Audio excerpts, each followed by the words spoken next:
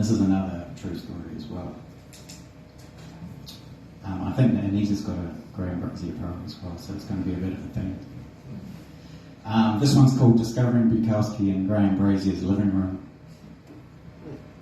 We were still young, poetry was yet to awaken itself within me, like a lotus bloom from the pile of deep shit that was my life in those days. The only thing keeping me going were the books I read at the time. The Stranger, Down and Out in Paris and London.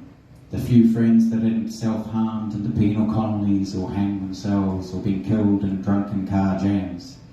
When we eventually came out from the haze of those personal growth years, there was one friend.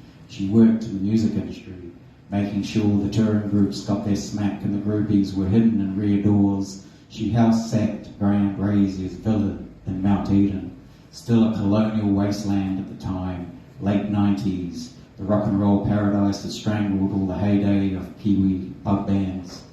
She invited me over, me not realising it was Graham Brazier's house.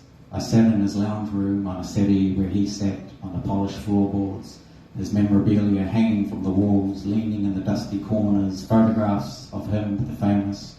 We drank and my friend smoked cigarettes inside Graham Brazier's house, as she told me stories about Graham's notorious drinking and drug taking, and all this time his songs were playing on the stereo.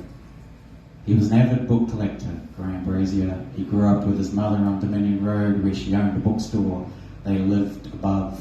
My friend recently sent me a photo she had of her and Graham Brazier standing in the mother's shop, locked in embrace, the Penguin first editions piled up on the shelf. In the lounge room where I now sat, I looked at his impressive library, and there I plucked down The Last Night of the Earth poems, thinking, what new age shite is all this? Well, it was the 90s.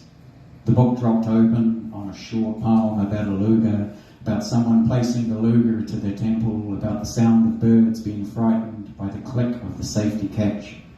And I was stunned. All our lives were like a safety catch clicking off, waiting for the silence that followed, hoping it would be filled in.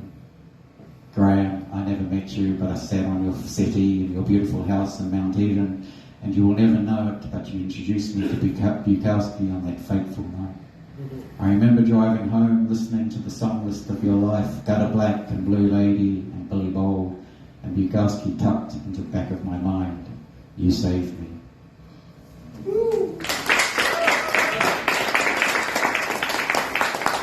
Thank you. I read a story about the Japanese art of self-mummification while they're still alive, and I became quite fascinated in it, so I wrote this poem, and this was actually picked up by Live Encounters magazine, which is a great magazine. It's kind of about Bali that publishes internationally, and it's actually called Instructions for Self-Mummifying. The Egyptians weren't the only ones to practice mummification, but at least they had the decency to die first. Encased in a glass tomb, reflections of trees and of yourself staring back, a Buddhist monk in Thailand sits mummified. They call it Soku Shinbutsu, the Buddhist act of self-mummification.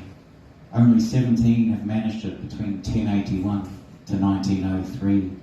They weren't dead when they started out on this journey, far from it. But they farewelled their loved ones, their disciples, as if they were taking a trip to Lanzarote. Kobo Daishi was said to have started the trend. He entered Nyujo, a meditation so deep it resembled suspended animation. He reduced his diet to tree-eating training, first only fruits and nuts, then boiled teas and pine needles and bark, until he starved himself into nirvana, expelling from his muscles all fat and nutrients, then lastly arsenic water, small amounts to slow the heart, to cease the brain activity. He'd ring a bell every so often so they knew he wasn't dead yet. Then, when the bell ringing stopped, they sealed the small tomb. He would stay like that for 5 million years. Now the monk that sits on display in Samuel Island, his mouth dropped open slightly as if he had one final thing to say, dressed in a filthy ochre robe, his skin like an elephant's rump, and most notably, a pair of rain bands on his nose. They'd taken out his eyes for him to see better, or so they believed.